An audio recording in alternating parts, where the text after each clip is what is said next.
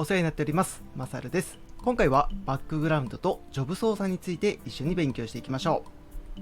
長時間かかる処理を実行したい時があります。この時、コマンドの末尾にどの記号をつけるとプログラムをバックグラウンドで動かすことができるでしょうか。1、&、2、%、3、シャープ、4、ドル。どれが正解でしょうか。それでは正解を発表します。正解はこちら、1の&ですね。正解できましたか？この動画は IT 転職のきっかけはきっかけエージェント、エンジニアへの第一歩はスタラボ、スタイルラボ、以上2社のご協力でお送りしています。きっかけエージェントさん、スタイルラボさん、ご協力ありがとうございます。協力企業の詳細は概要欄からご覧ください。それではバックグラウンドについて説明していきます。Linux のターミナルではコマンドを入力すると通常はフォアグラウンドで実行されます。フォアグラウンドとは現在選択されている状態のことだと思ってください。つまりフォアグラウンドで実行するとコマンドによる処理が終わるまで他の操作をすることができません。試しにスリープコマンドを10秒で指定して実行してみたいと思います。スリープ10秒実行してみたいと思います。実行するとこのように10秒経過するまで次のコマンドを受け付けることができません。これだと処理が終わるまで時間がもったいないですよね。このような時間がかかるコマンドをバックグラウンドで実行させることができます。コマンドの後ろに&をつけてスリープコマンドを実行してみたいと思います。スリープ10の後ろに&をつけて実行してみたいと思います。するとスリープコマンドはバックグラウンドで動作しており、すぐに次のコマンドを実行できるようになっています。このように時間がかかるコマンドはバックグラウンドで実行すると効率的に作業を進めることができて便利ですよね。こちらはフォアグラウンドの実行とバックグラウンドの実行の違いを整理した表です。通常通りコマンドを実行すればフォアグラウンドで実行されますし、コマンドの末尾に&をつけるとバックグラウンドで実行されることになります。コマンドが実行中の場合、フォアグラウンドの場合はコマンドが終わるまで他の操作をすることができませんが、バックグラウンドで実行しておけば他のコマンドを同時に実行することができます。主な用途としては、フォアグラウンドの実行は短時間で終わる処理に向いていて、バックグラウンドの実行は長時間かかる処理に向いています。簡単にまとめるとこんな感じですね。フォアグラウンドは目の前で実行されます。すぐに結果を見たいときに利用しましょう。バックグラウンドは裏で実行します。他の作業も同時にしたいときに利用しましょう。やりたい作業によってフォアグラウンドとバックグラウンドを使い分けるようにしましょう。少しだけお知らせです。マサルの勉強部屋では成長したいエンジニアを応援するオンラインコミュニティを運営しています。一人で勉強するのが大変という方はメンバーシップからオンラインコミュニティに参加して一緒に勉強しましょう。ご参加お待ちしています。それでは次はジョブ管理について見ていきましょう。早速問題に挑戦してください。Linux でプログラムをバックグラウンドで実行した後、今どんなジョブが動いているかを確認したいときに使うコマンドはどれでしょうか。1、FG、2、BG、3、Jobs、4、LS。どれが正解でしょうか。正解はこちら、3の Jobs コマンドですね。ジョブを確認するための Jobs コマンド。そのままなので分かりやすいですね。それではジョブ操作について勉強していきます。ジョブとはユーザーがターミナルで実行したひとまとまりの処理のことを言います。例外もありますが、基本的には一つのコマンドが一つのジョブだと思ってください。では Jobs コマンドを使って今どんなジョブが動いているのか確認してみたいと思います。現在スリープコマンドを使って2つのジョブをバックグラウンドで実施しています。それでは Jobs コマンドを実行してみます。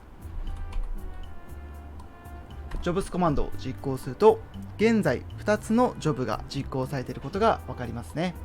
このように Jobs コマンドを使うと今どんなジョブが動いているのかが分かります。ではさらに他の操作もやりながらフォアグラウンドとバックグラウンドの切り替えについてもご紹介したいと思います。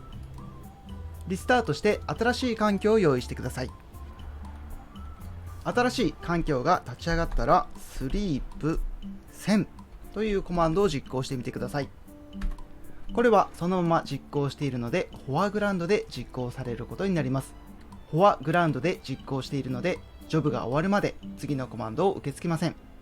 今実行しているスリープコマンドを一時停止したい場合にはコントロールと Z を押してください。コントロールと Z でコマンドが入力できる状態になったらジョブスコマンドを使って実行中のジョブを確認してみましょう。スリープ1000がストップドになってますね。一時停止されています。そしてカッコで囲まれた数字に注目してください。この番号がジョブ番号です。ジョブ番号を指定してバックグラウンド処理、フォアグラウンド処理を指定することができます。それではジョブ番号を指定してバックグラウンドでスリープコマンドの処理を再開してみたいと思います。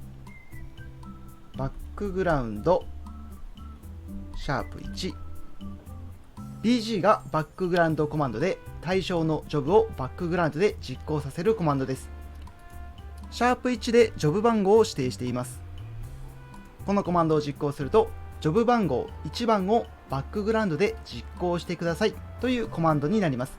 では実行します。実行したらもう一度ジョブスコマンドを使って実行中のジョブを確認しましょう。対象のジョブがランニングになっていますね。さらにコマンドには&がついていてバックグラウンドで実行されていることもわかります。もしバックグラウンドで実行しているジョブをフォアグラウンドで実行したい場合には FG コマンドを使います。FG シャープ1番でジョブ番号1番をフォアグラウンドで実行してくださいというコマンドです。では実行します。するとスリープコマンドがフォアグラウンドで実行されます。このようにジョブを管理しながらフォアグラウンドとバックグラウンドのジョブの切り替えをできるようになるといいですね。それでは今回の復習です。長時間かかる処理を実行したい時があります。この時コマンドの末尾にどの記号をつけるとプログラムをバックグラウンドで動かすことができるでしょうか。1、2、%、3、シャープ、4、ドル。どれが正解でしょうか。それでは正解を発表します。正解はこちら1の&ですね。正解できましたか。フォアグラウンドとバックグラウンドの違いはしっかり覚えておきましょう。通常通りコマンドを実行すればフォアグラウンドで実行されます。コマンドの末尾に&をつけて実行するとバックグラウンドで実行されます。コマンドの実行中、フォアグラウンドではコマンドが終わるまで他の操作をすることができませんが、バックグラウンドの場合は他のコマンドを同時に実行することができます。主な用途として短時間で終わる処理はフォアグラウンドを実行して、長時間かかる処理はバックグラウンド処理が向いています。次の問題。Linux でプログラムをバックグラウンド実行した後、今どんなジョブが動いているかを確認したいときに使うコマンドはどれでしょうか。1、FG、2、BG、3、Jobs、4、LS。どれが正解でしょうか。正解はこちら。Jobs コマンドですね。ジョブを確認するための Jobs コマンド。そのままです。ジョブとはユーザーがターミナルで実行したひとまとまりの処理です。基本的には一つのコマンドが一つのジョブだと思ってもらって大丈夫です。ジョブスコマンドを実行すると今どんなジョブが動いているのかが確認できます。この時表示されたジョブ番号を使ってフォアグラウンドの処理とバックグラウンドの処理を入れ替えたりすることもできます。